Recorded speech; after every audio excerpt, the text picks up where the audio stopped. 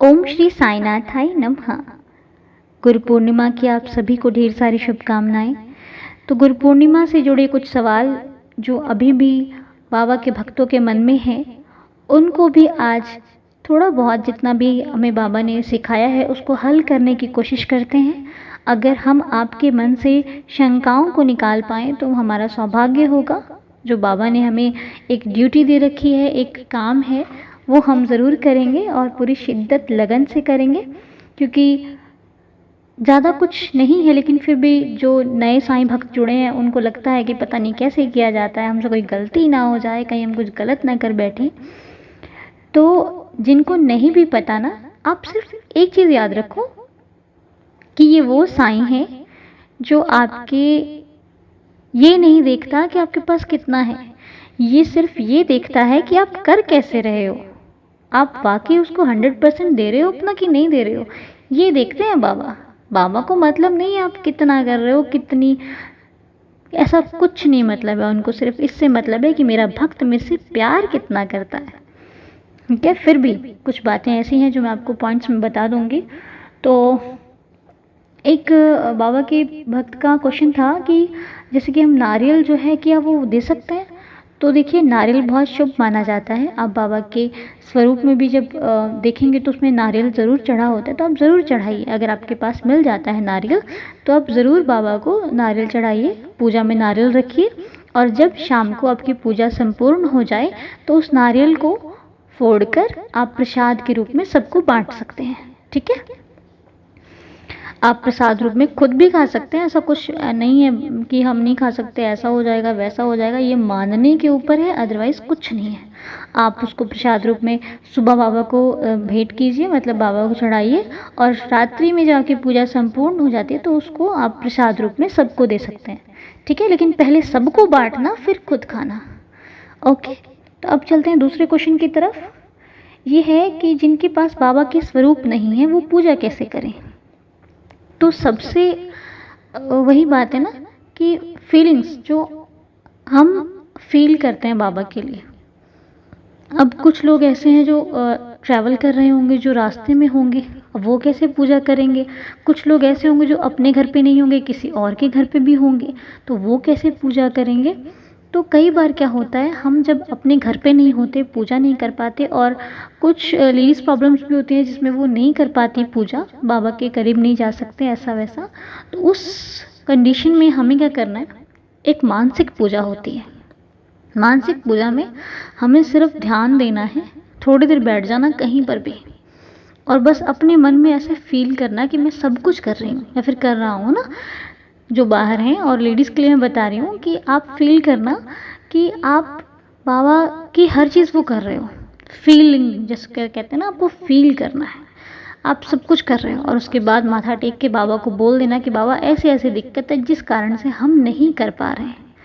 ठीक है, इतना परेशान होने की, इतना सोचने की ज़रूरत नहीं है, क्योंकि साईं आपके दिल में वास करता है, आपके ख्यालों में है साईं।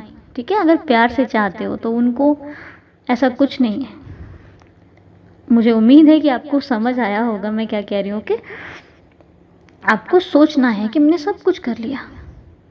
दूर से बाबा को नमन कीजिएगा और बाबा से जो भी इच्छा हो वो मांगना मत भूलना। माता पिता हैं, मांगना भी ज़रूरी है, बाबा से मांगिएगा। और हाँ, गुरु पूर्णिमा के एक दिन पहले बाबा को बोलकर सोइएगा, साईं कल गुरु पूर्णिमा है देवा, आपको हमारे घर आना है, आना है, आना है। हम नहीं जानते कैसे भी आओ, लेकिन आपको हमारे घर पे ज़रूर आना है। विश्वास से बुलाओगे ना, अरे देवा भागे भागे आएंगे, चिंता मत करना, पहचान लेना बस। ठीक है, बाबा को पहचानना आपका काम है, आना बाबा का काम है। कैसे आते हैं वो बाबा जाने। तो हमारे 2 क्वेश्चंस हो गए। और हाँ, बाबा की फ़ोटो, जिनके पास बाबा का स्वरूप नहीं है, आपके पास बाबा का कैलेंडर है वो भी ठीक है।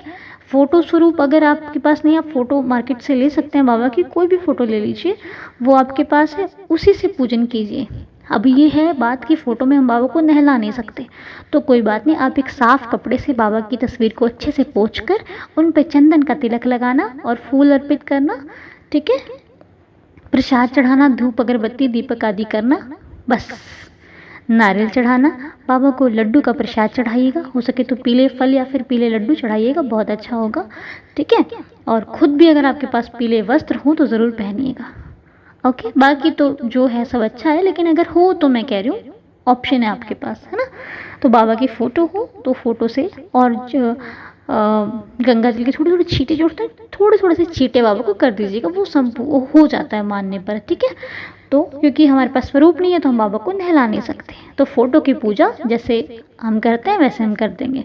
साफ़ कपड़े से बाबा को पोंछ कर चंदन का तिलक कीजिएगा, हो गई पूजा, ठीक है।